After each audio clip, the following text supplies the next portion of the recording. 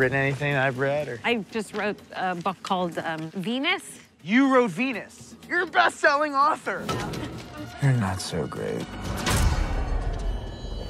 Huh. Your power outage. I'm bored. Let's tell each other scary stories. Thank you for having me. What a pleasure. I hope the birds aren't too loud out here. My fiance is on a phone call inside the house. We have a very small place.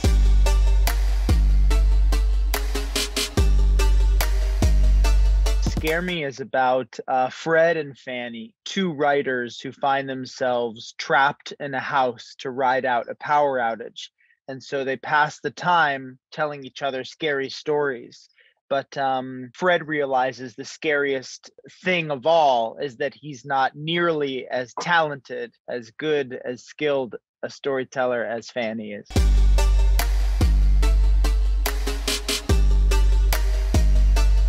I'm definitely known more so for comedy, especially from my time, doing sketches for the internet. College humor is what a lot of people know me for here in the States specifically. And but I was a fan of horror as a genre before comedy. I was a horror fan first, mainly because my sister Rachel, who's 9 years older than me, would always watch horror films. That was how I feel like I bonded with my sister.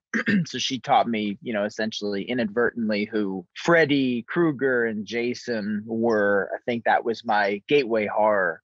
And then I got more into, sort of schlocky 80s horror, Stephen King's Cat's Eye, Tales from the Dark Side, Freddy's Nightmares, all the fun stuff. And then eventually Tales from the Crypt, one of my favorite anthology shows of all time. And why I wanted to make a horror film first is from a business standpoint, I knew that horror films and the horror community is more forgiving. The horror community is very welcoming. And as a genre, especially because I was taking a big risk financially, putting some of my own money into the film to make it possible. On average, the odds are in favor of horror films making their money back. And so I thought, let's do a really small movie that we could do inside a house in a town where I know I have resources. And, where hopefully we could present this movie to the community and the community would make it a Halloween watch, from here on out. And luckily we're seeing that people have responded to it. Thank goodness.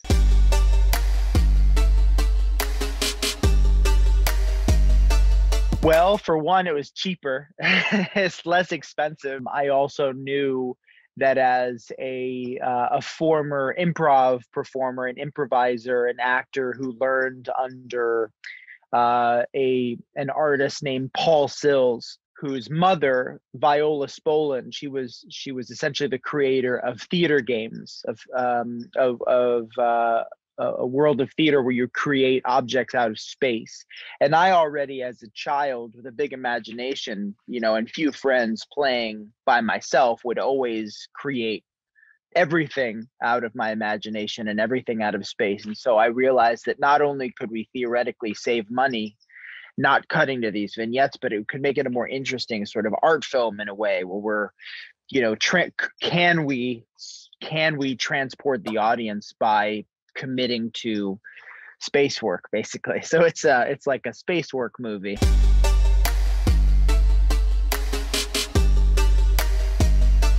I did leave a good amount of space for the both of them to improvise. A lot of people, in some cases, some of the criticism that I get for the film is that this feels like an improvised movie. It feels like two improv comedians or improvisers improvising and making this up as they went along. Well, that wasn't the case. I mean, I only had 13 days to shoot this film, and I only had Aya Cash for 9 of those days.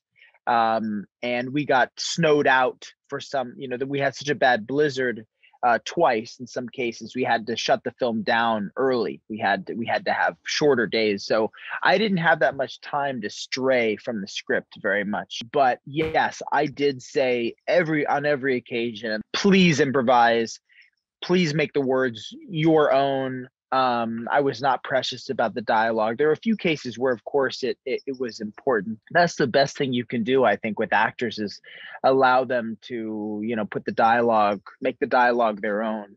I have to say, Aya was the one to improvise probably the most, maybe even a little bit more than Chris. She had a lot of one-liners. I'm sure if I had Chris for the full run, I only had him on set for about 48 hours, that he would have improvised a great deal more. But we had such little time with him. But I love that. I don't think there's any better way to work, especially if you have a vision for it and if you do it sort of strictly. I didn't improvise too much. I was coming at it from, you know, you have to do so many roles when you're a writer, sure, but when you're a producer and a director and you're in front of the camera, I felt very self-conscious about selfish screen time, about taking even an inch more time than I ever needed.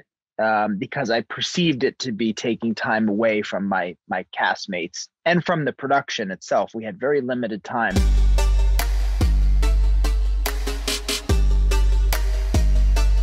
When I did a test screening for Scare Me very early, the very first test screening, I invited 2 producer friends, among a few other folks, Matt Miller and Natalie Metzger, who produced Thunder Road, which played in France for a bit, and The Wolf of Snow Hollow, another werewolf film, funny enough.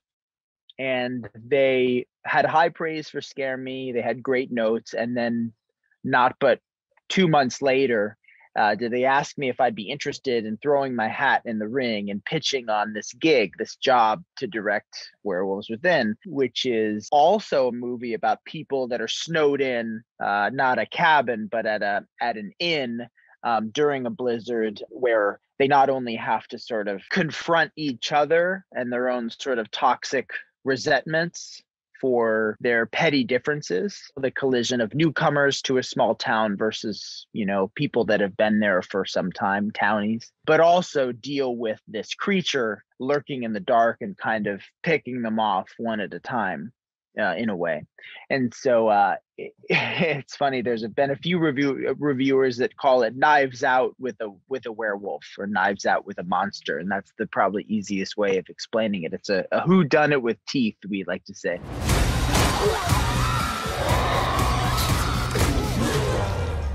Fred, what are you doing with that poker? Is this part of the story? Merci, Shadowz. Vraiment un plaisir de te connaître.